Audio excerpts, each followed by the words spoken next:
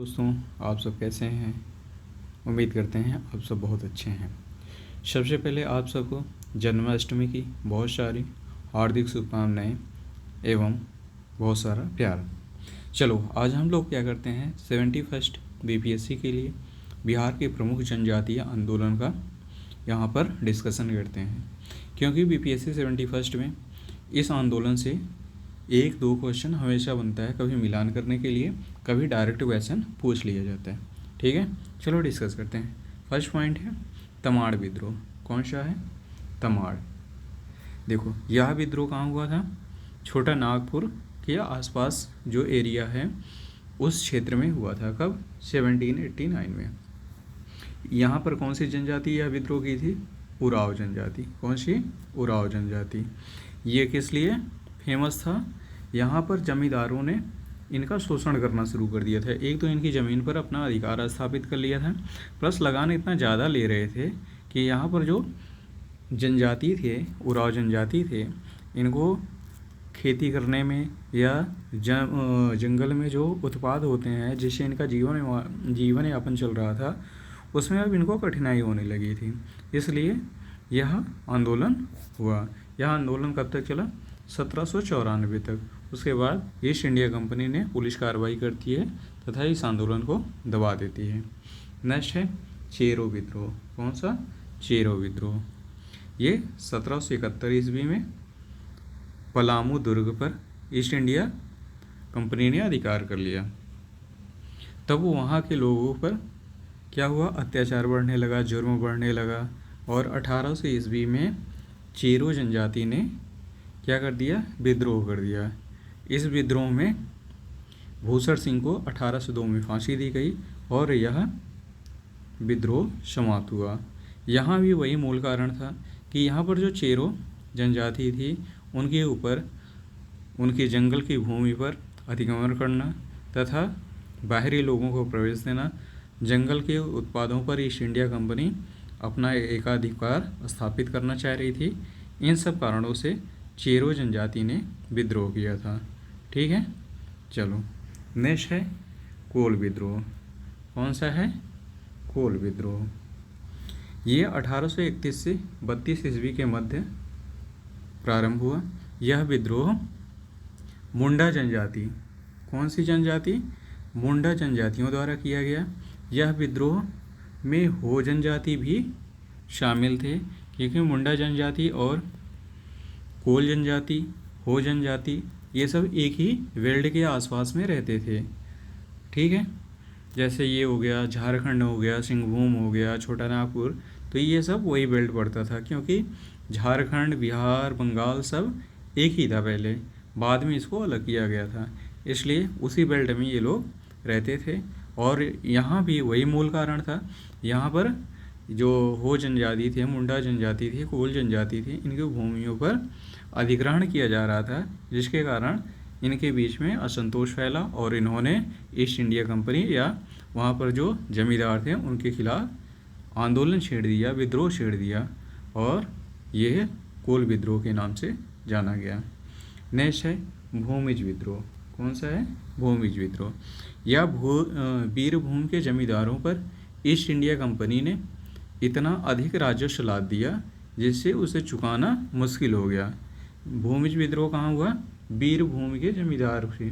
ये वीरभूमि जो क्षेत्र है वहाँ के जमींदारों पर ईस्ट इंडिया कंपनी ने क्या कर दिया? राजस्व इतना ज़्यादा बढ़ा दिया कि उनको, ईस्ट इंडिया कंपनी को जमींदार राजस्व नहीं दे पा रहे थे, अपना लगान नहीं जमा कर पा रहे थे, जिसका नेतृत्व जमींदार गंगा नारायण ने किया। इस विद्रोह का नेतृत्व किसने किया? गंगा नारायण ने किया। और गंगा नारायण का सहयोग वहाँ के लोगों ने दिया। और इस विद्रोह की शुरुआत कब हुई? 1832 में शुरू हुई।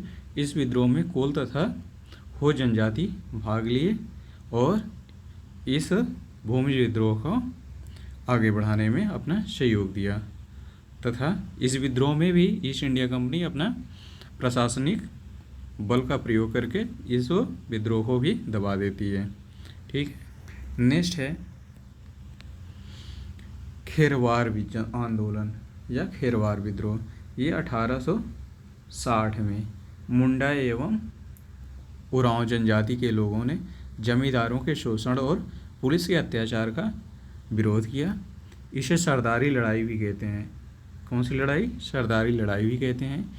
इसकी शुरुआत भागीरथ झांकी, भागीरथ मांझी होगा। ये कौन सा होगा? इसको बना लीजिएगा मांझी। कौन सा?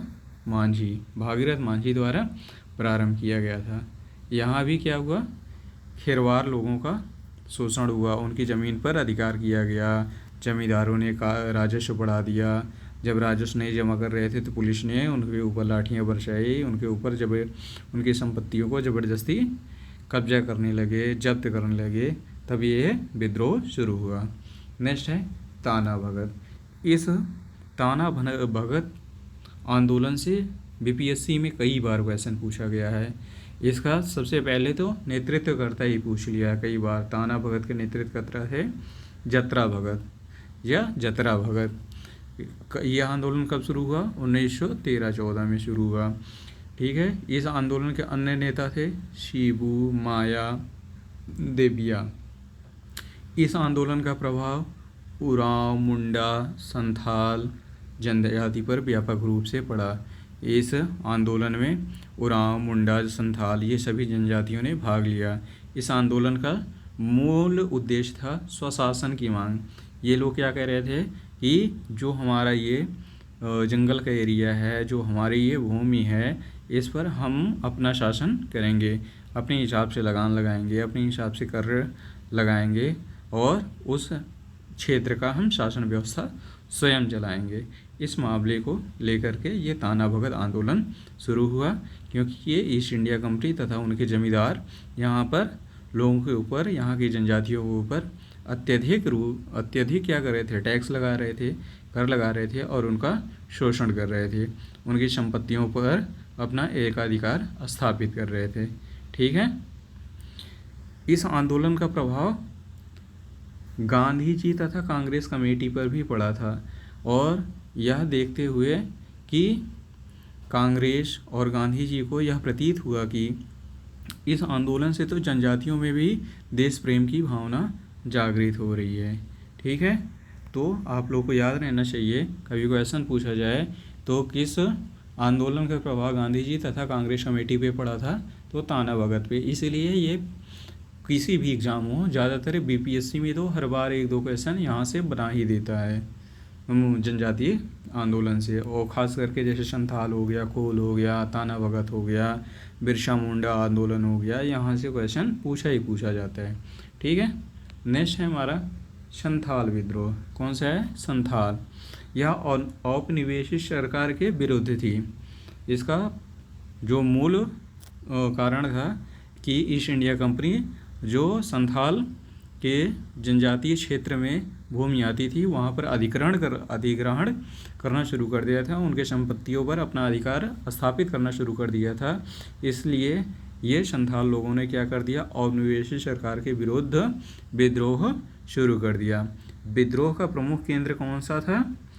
परगना था। ये बिहार के भागलपुर से प्रारंभ होता है। कहाँ से?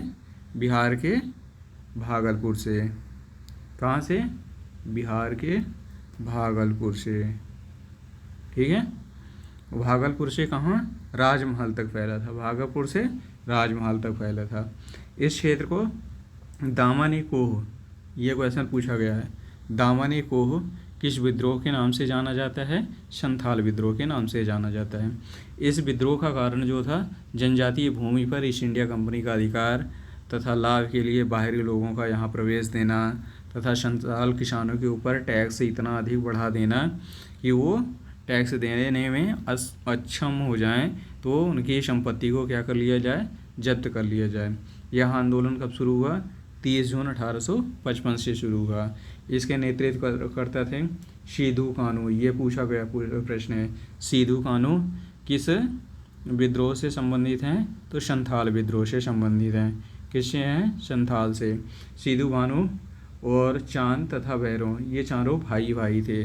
तो चारों लोगों ने मिलकर क्या किया था? ये संथाल विद्रोह किया था। इसमें प्रमुख रूप से जो रोल था वो सिद्धू और कानू का था। ठीक। ठीक है। चलो नेक्स्ट है हमारा बिरसा आंदोलन। कौन सा? बिरसा मूवमेंट। ये सबसे इम्पोर्टेंट मूवमेंट था क्योंकि 1895 से 1901 के मध्य ये चला था। इसका जो मुख्य कारण था कि अब ईस्ट इंडिया कंपनी के जो ईसाई धर्मगुरु थे वो जनजातियों के बीच में जाते थे और उनको धर्म परिवर्तित करा करके ईसाई बनाना प्रारंभ कर दिए थे, जिससे ईसाइयों की आबादी बढ़े और उनकी सोच ईस्ट इंडिया कंपनी की सोच से मिलती रहे और यहाँ के लोगों पर वो अपना आधिपत्य स्थापित करें तथा यहाँ के लोगों को शोषण करें। तो इसके अगेंस्ट कौन थे? बिरसा मुंडा। उन्होंने अपने आप को भगवान घोषित कर लिया और उन्होंने ये अपना अलग संप्रदाय चलाया, लोगों को ईसाई धर्म दीक्षित होने से रोका, मना किया तथा उसके अगेंस्ट उन्होंने विद्रोह चालू कर दिया। इस विद्रोह को ईस्ट इंडिया कंपनी ने दबा दिया तथा बिरसा मुंडा को गिरफ्तार करके उनको मृत्यु दंड दिया गया। कहा जाता है मृत्यु दंड दिया गया और जेल में ही उनकी मृत्यु हो जाती है।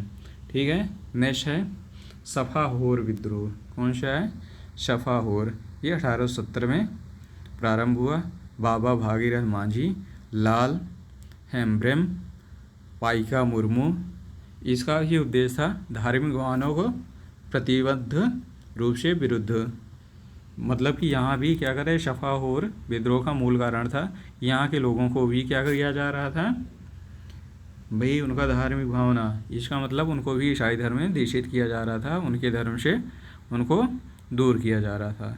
नेक्स्ट है पहाड़िया विद्रोह। ये हुआ था 1779 में। इसके नेतृत्व करता थे तिलक मांझी। ठीक है। ये बिहार के भागलपुर में, कहाँ? बिहार के भागलपुर में थे। ये 1785 में तिलक मांझी को 20 चौराहे पर, कहाँ पर? 20 चौराहे पर बरगद के पेड़ पर फांसी दे करके इस विद्रोह को ही ईस्ट इंडिया कंपनी ने दबा दिया। तो इस तरह से जितने भी हमारे इम्पोर्टेंट बिहार से रिलेटेड जनजातीय आंदोलन थे उनका डिस्कशन हम लोगों ने कर लिया है। अब यहाँ से मिलान करने के लिए या इनके नेतृत्वकर्ता का नाम पूछेगा मिलान करने के लिए, तो आप लोग आसानी से क्वेश्चन को सॉल्व कर सकते हैं।